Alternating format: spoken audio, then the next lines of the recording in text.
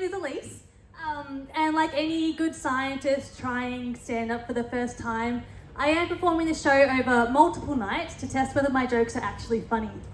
Unfortunately, you are in the control group this evening,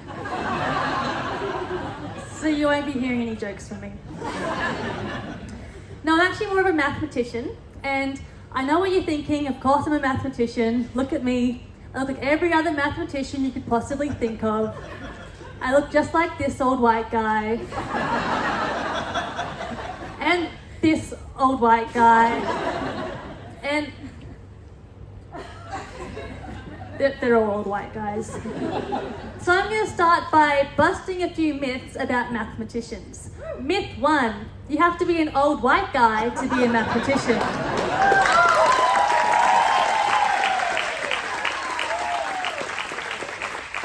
That's not true. It just helps a bunch. Myth 2, if you want to be a mathematician, you have to be a professor at a university and live a boring life in a stuffy old office. Also wrong. This is Pythagoras, triangle boy. Did he confine himself to an office? No, he started himself a maths cult. He and his followers would worship the number 10, and every time they proved a new theorem, they would sacrifice an ox. That's a nice, healthy work-life balance, I think. Myth 3, to be a mathematician, you have to be a super genius. I'm flattered, but this one is also not true. One time, I really wanted a coffee, but I didn't have any clean cups in the house. So do you reckon I went to the sink to wash one up? No, I thought I'd be a smart person and just make that coffee directly inside my mouth. I'm talking coffee powder, sugar, and then boiling hot water straight from the kettle.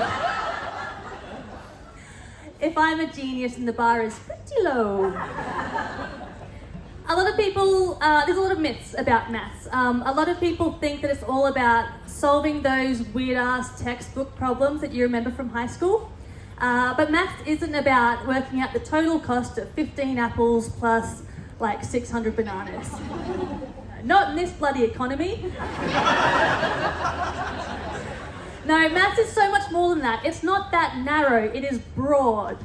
It is everything, and it's all around you, and it's inside you, and it's in your bed, and it's watching you while you sleep. So I want to tell you about what I do now with maths. So my job is to use maths to learn about fish biology. I think I'm a mathematician. I think that's what I'm called.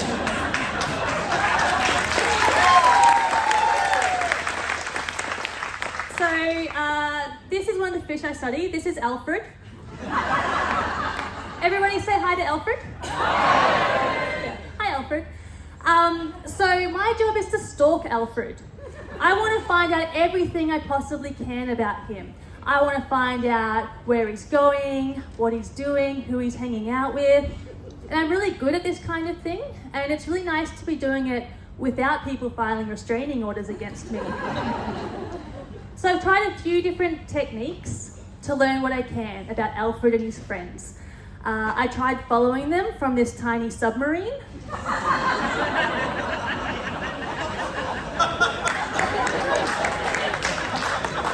That didn't go so well. So instead, naturally, I've turned to mathematics.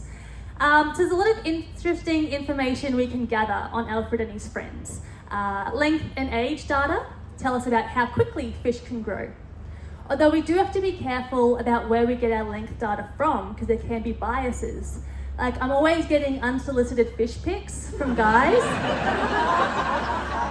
And they're like, yeah, I've got one, it's this big. But more often than not, it is undersized.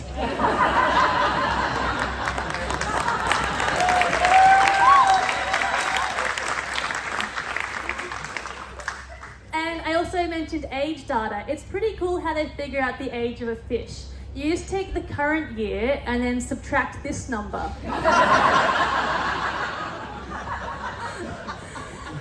Now, fish actually have a little bone just here, behind their ear, their fish ear, called an otolith, and it looks like that.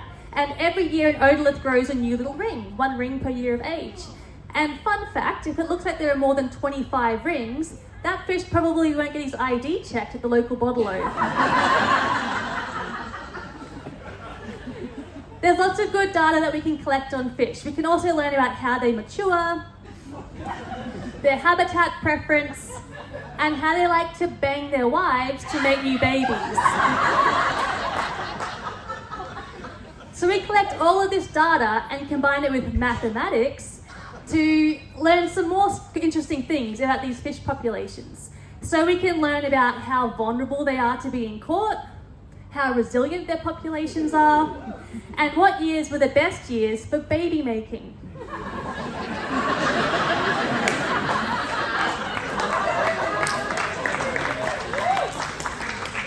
So to find out all this information, we need to collect as much data as we can and put it into a mathematical model. So mathematical models are often like a series of interconnected equations that are all linked up and dependent on each other.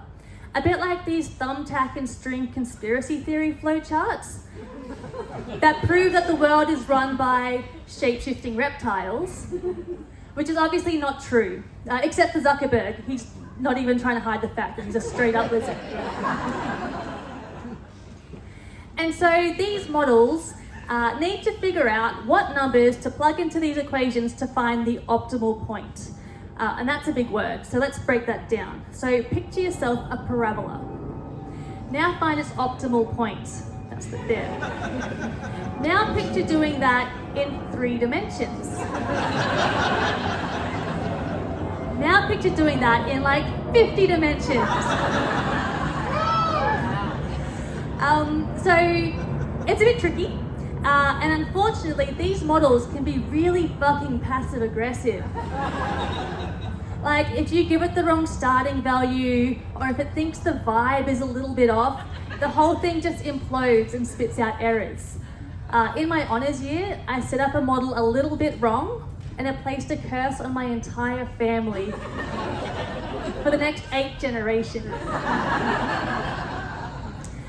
So this whole thing sounds really difficult, but it's not that bad. It's all about figuring out just one little piece of information at a time until you have enough little pieces of information to build up the big picture.